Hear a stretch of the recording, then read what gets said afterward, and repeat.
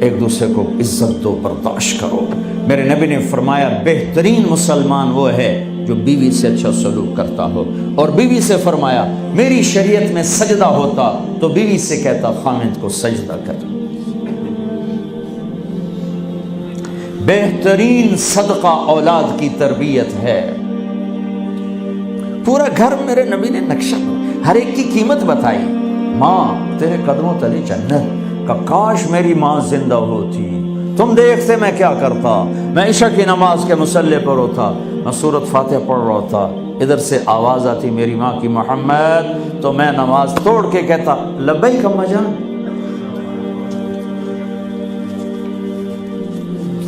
باپ کا تیرے جنت کا دروازہ ہے، باپ تیری جنت کا دروازہ ہے، کھولنا توڑنا نہیں، کھولنا توڑنا نہیں، توڑ دیا تو جنت میں نہ جا سکو گے۔ سب سے بہترین مسلمان جو بیوی سے اچھا سلوک کرے، سب سے بہترین عورت جو اپنے خامند کی منشا کو دیکھے۔ پھر آپ نے ایک عجب بات فرمائی جو معاشرے میں بہت بوجھ بنتا ہے جس کا، ہاں بھائی تمہیں ایسا صدقہ بتاؤں جس سے بڑھ کے کوئی صدقہ نہیں، تمہیں ایسا صدقہ بتاؤں جس سے بڑھ کے کوئی صدقہ نہیں۔ انہوں نے کہا جی کیا؟ کہا الابنۃ المردودہ، جس کی بیٹی کو طلاق ہو گئی یا بیوہ ہو گئی اور گھر واپس آ گئی ماں باپ کے، یا ماں باپ نہیں ہے تو بھائی ہیں، وہ ایک بوجھ بنتی ہے ماں باپ پر بھی، اور بھائی تو ویسے ہی باغی ہو جاتے ہیں۔ میرے نبی نے فرمایا اس بچی پہ خرچ کرنا کائنات کا سب سے افضل صدقہ ہے۔ گھر، ایک گھر کیسے چلتا ہے؟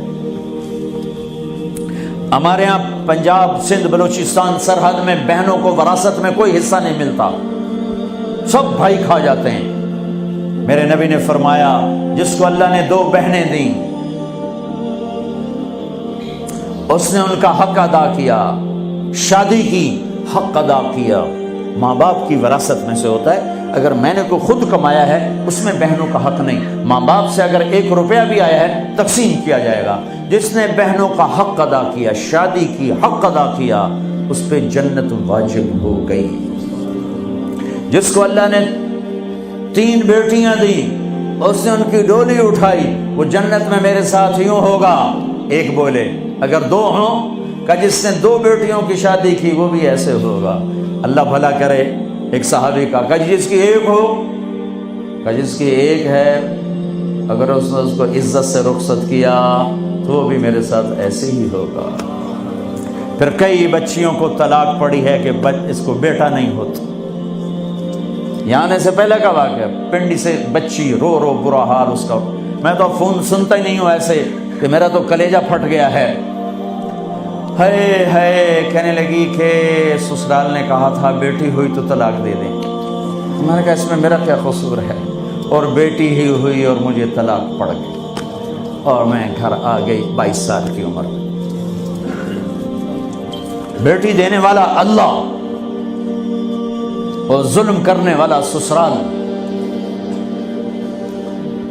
میرے نبی کو اللہ نے بیٹے دے کے اٹھا لیے، قاسم اٹھا لیے، عبداللہ اٹھا لیے، ابراہیم اٹھا لیے، 4 بیٹیاں دی، 3 زندگی میں اٹھا لی، زینب، ام کلثوم، رقیہ، تینوں آنکھوں کے سامنے چلی گئیں۔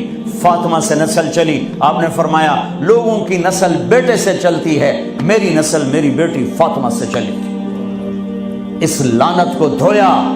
عورت کا کیا قصور ہے اگر اس بیچاری کو بچیاں ہو رہی؟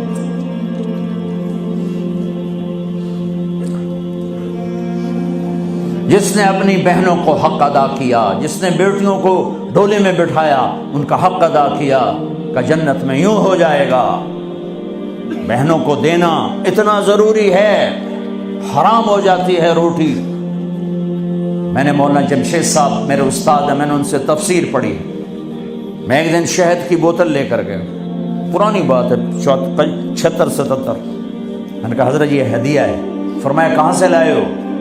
کہ میرے اپنے باپ کا ہے۔ فرمایا تیرے باپ نے اپنی بہنوں کو، تیرے باپ نے اپنی بہن یعنی میری پھوپھیوں کو، تیرے باپ نے اپنی بہنوں کو زمین میں سے حصہ دیا تھا؟ یہ سوال کیوں کیا؟ 10 روپے کی شہد کی بوتل تھی اس وقت، کہ اگر دیا تھا تو یہ میں لے لوں گا، اگر نہیں دیا تو پھر یہ حرام ہے، میں نہیں لوں گا، یہ مطلب تھا۔